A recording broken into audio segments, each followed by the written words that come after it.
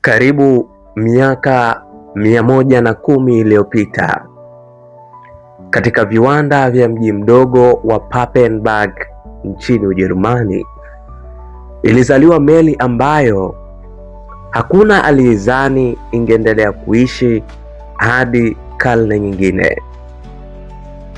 Meli hiyo haikujengwa kwa ajili ya Tanzania, lakini leo imekuwa sehemu ya historia ya Tanzania kuliko hata ilivyokuwa ya Ujerumani.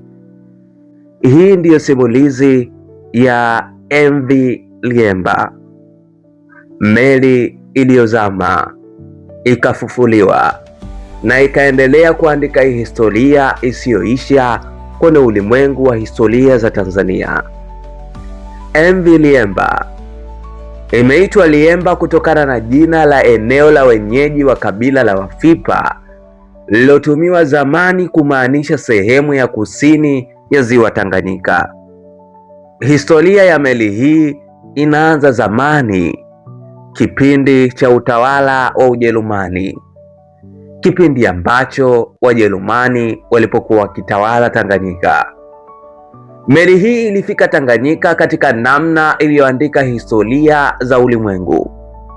Ilikuja Tanganyika kama kifungacho cha vipuli. Haikuja kama meli kamili. Ilikuja katika mtindo wa tofauti. Baada ya kufika Tanganyika, vipuli vilisafirishwa kwa treni hadi Kigoma, mahali ambapo meli hiyo ya kikoloni ilipoundwa kiasi cha kutumika hadi sasa. Mwaka 1913 dola ya Kijerumani iliamua kujenga meli kubwa kwa ajili ya ziwa Tanganyika. Meli hiyo iliitwa Graf von Gottzin kwa heshima ya gavana wa zamani wa Afrika Mashariki ya Kijerumani. Baada ya kujengwa, ilivunjwa katika maelfu ya vipande na kusafirishwa kwa meli hadi Dar es Salaam, kisha kwa reli hadi Kigoma, ambapo ilikusanya upya kama nilivyokueleza. Kabla hata haijaanza kutumika kama meli ya abiria, vita kuu ya kwanza ya dunia vilianza. Vikaingilia kati matumizi rasmi ya meli hiyo. Serikali ya Kijerumani ikabadilisha matumizi. Meli hiyo ikabadilika kuwa ya abiria na kuwa meli ya kivita. Ikafunga mizinga na kuitumia kudhibiti ziwa Tanganyika. Kwa muda iliwapa Wajerumani nguvu kubwa katika ziwa Tanganyika. Mwaka 1916 majeshi ya washirika yalipokuwa yakikaribia Kigoma, nahodha wa meli alipewa uamuzi mgumu. Badala ya kuiacha itekwe, aliizamisha kwa makusudi katika ghuba ya Katabe. Lakini kabla ya kufanya hivyo, alihakikisha sehemu muhimu za injini zikihifadhiwa vizuri ili siku moja iweze kufufuliwa. Huo ulikuwa uamuzi uliobadili historia ya meli hiyo. Unaweza kujiuliza, je, vita ya kwanza ya dunia ilipigana Tanganyika? Jibu ndiyo. Licha ya vita hiyo kuanza kupigana huko Ulaya, ilihamia sehemu nyingine za dunia, hasa maeneo ambayo mahasimu walikuwa wakitawala. Ziwa Tanganyika ikawa sehemu mojawapo ya mapigano. Sehemu ya vita kuu ya kwanza ya dunia ilipiganwa eneo hilo lilokuwa likijulikana kama Afrika Mashariki ya Kijerumani, ambapo ilijumuisha sehemu kubwa ya Tanganyika, Tanzania bara ya leo, pamoja na maeneo ya Rwanda na Burundi. Katika Tanganyika kulikuwa na mapigano ya ardhini kati ya majeshi ya Ujerumani na majeshi ya Uingereza pamoja na washirika wao.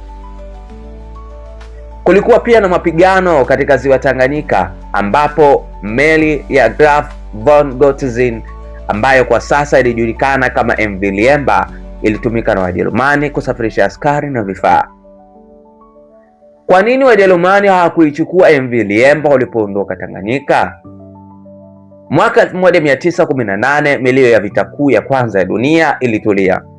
Mataifa yaliyoshinda yalianza kugawana maeneo yaliyokuwa chini ya Ujerumani. Lakini katikati ya ziwa Tanganyika kulikuwa na seli kubwa. Meli iliyokuwa imezamishwa makusudi na Wajerumani ilikuwa bado imelala chini ya maji. Hakuna alielewa zaidi ya pelelezi za siri za Kiingereza zilizoshikilia madaraka katika nchi ya Tanganyika wakati huo.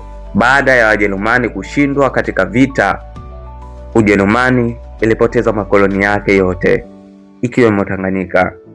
Kwa mujibu wa makubaliano ya kimataifa, Tanganyika ilikabidhiwa kwa Waingereza kusimamiwa chini ya mamlaka ya Jumuiya ya Mataifa. Kuanzia hapo, Wajerumani hawakuwa tena na mamlaka ya kisiasa, kijeshi wala kisheria katika eneo hilo. Lengo la Wajerumani kuzamisha meli yao ni kulinda mali yao dhidi ya maadui wasiitumie vibaya. Licha ya kuzamisha meli, Wajerumani walikuwa wameacha nyaraka na maelezo yaliyolenga kuifanya iwezekane kuinuliwa tena siku zijazo. Lakini baada ya kupoteza vita, hawakuwa tena na uwezo wa kurudi kuendeleza mpango huo. Miaka kadhaa baadaye, Waingereza waliinua meli hiyo kutoka chini ya maji. Wakati huo, Waingereza walikuwa na mtandao mpana wa taarifa.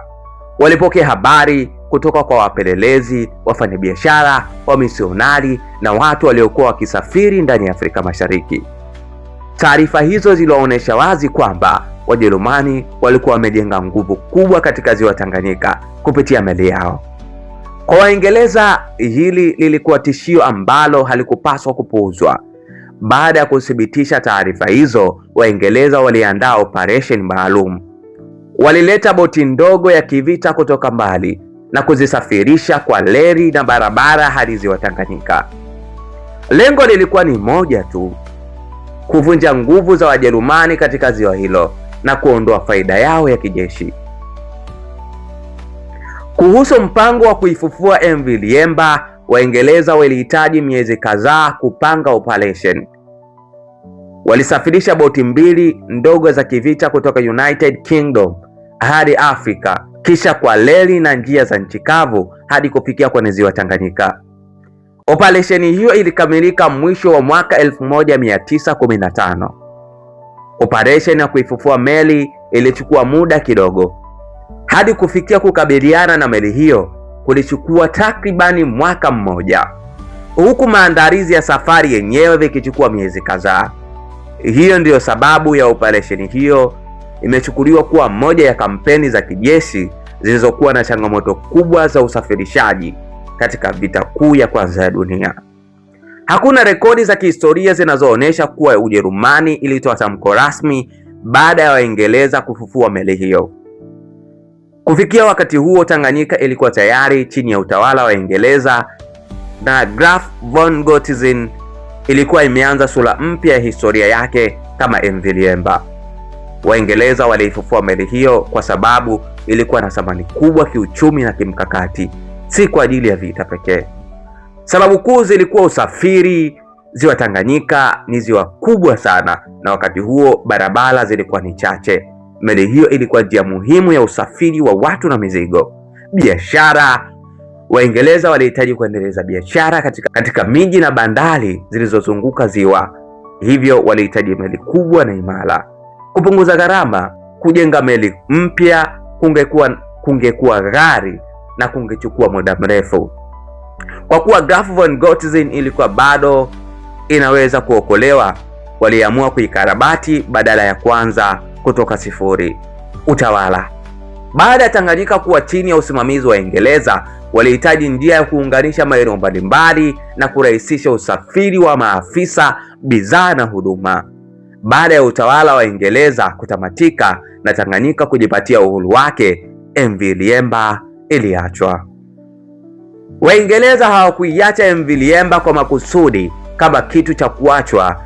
Ilibaki kuwa muhimu na hakuna sababu ya kuiondoa. Baada ya Tanganyika kupata uhuru mwaka 1961, MV Liemba ilibaki kwa sababu mbalimbali zinazoelezwa kwenye baadhi ya kurasa za historia. Ilikuwa mali ya huduma ya umma. Baada ya ukoloni, miundombinu mingi ikiwemo reli na bandari na meli ilihamishwa kuwa mali ya serikali mpya ya Tanganyika. MV Liemba ikawa sehemu ya mfumo huo wa usafiri wa ziwa Tanganyika. MV Liemba ilikuwa bado inafaa kufanya kazi, hivyo kuachwa au kuondolewa haikuwa na maana ya kiuchumi. Iliendelea kubeba abiria na mizigo. Hakukuwa na mbadala rahisi. Ziwa Tanganyika ni kubwa sana na barabara zilikuwa bado duni. Kujenga meli mpya au mfumo mbadala wa usafiri ungekuwa ghali sana. Mpito wa kawaida wa utawala. Wakati nchi nyingi za Afrika zilipopata uhuru, vifaa vya ukoloni kama vile treni, bandari, meli vilibaki na kuendeshwa na serikali mpya kwa sababu vilikuwa msingi wa uchumi. Gharama za kuiondoa meli zilikuwa ni kubwa kuliko kuitumia. Kutupa au kuiharibu meli ya aina hiyo kongwe ingekuwa gharama bila faida. Badala yake ilikarabatiwa mara kwa mara na kuendelea kutumika. Tangu wakati huo, meli hiyo imeendelea kuwahudumia wakazi wa ziwa Tanganyika kwa zaidi ya karne moja. Wengi wanajiuliza kwa nini MV Liemba inaitwa meli iliyogoma kufa? Sababu ni kwamba imepitia mambo mengi ya kushangaza, lakini bado inaendelea kufanya kazi hadi leo, zaidi ya miaka 100. Zipo sababu kadhaa zinazofanya MV Liemba iitwe meli isiyokufa. Ilizama makusudi, lakini haikufa. Iliinuliwa tena baada ya miaka. Ilibadilishwa jina, lakini iliendelea kuishi. Inaendelea kufanya kazi hadi leo. Yote kwa yote, Wajerumani waliipenda sana meli yao. Waliacha si kwamba walipenda, walilazimika. Sababu halisi ni kwamba walikuwa tayari wamepoteza Tanganyika pamoja na haki ya kuendesha shughuli zote katika eneo hilo. Leo MV Liemba si chombo tu cha usafiri, ni ushahidi wa uhai wa historia ya vita, ukoloni, mabadiliko makubwa yaliyoumba Afrika Mashariki. Kwa miongo mingi, MV Liemba imekuwa zaidi ya chombo cha usafiri. Imebeba wanafunzi, wafanyabiashara, wagonjwa, wamisionari, familia na maelfu ya wakazi wa mwambao wa ziwa Tanganyika. Pia ilitumika kusaidia kusafirisha wakimbizi wakati wa migogoro katika ukanda wa maziwa makuu. MV Liemba inaonekana katika vitabu, vipindi vya televisheni na dokumentari mbalimbali. Wataalamu wengi huita mojawapo ya meli kongwe zaidi duniani ambazo bado zinaendelea kutumika, na simulizi yake imekuwa mfano wa imara na historia hai. Kila wiki MV Liemba huanza safari yake kutoka Kigoma, Tanzania, ikikatiza maji ya ziwa Tanganyika kwa mamia ya kilomita hadi Mpulungu nchini Zambia. Lakini hii si safari ya kawaida, ni njia ambayo imeunganisha watu, biashara na historia kwa zaidi ya miaka 100. Baadhi ya meli huishi kwa miaka michache, zingine kwa miongo kadhaa, lakini MV Liemba imeishi zaidi ya karne moja. Imeona ukoloni, vita, uhuru wa mataifa na vizazi vikibadilika. Leo haibebi tu abiria, hubeba historia ya Afrika Mashariki. Kila safari yake ni ukumbusho kwamba baadhi ya hadithi hazizami kamwe. Na huu ndio mwisho wa historia ya MV Liemba. Ulikuwa nami, langu jina naitwa Salki, kinaita Mr. Stallman, inakuwa noma zaidi.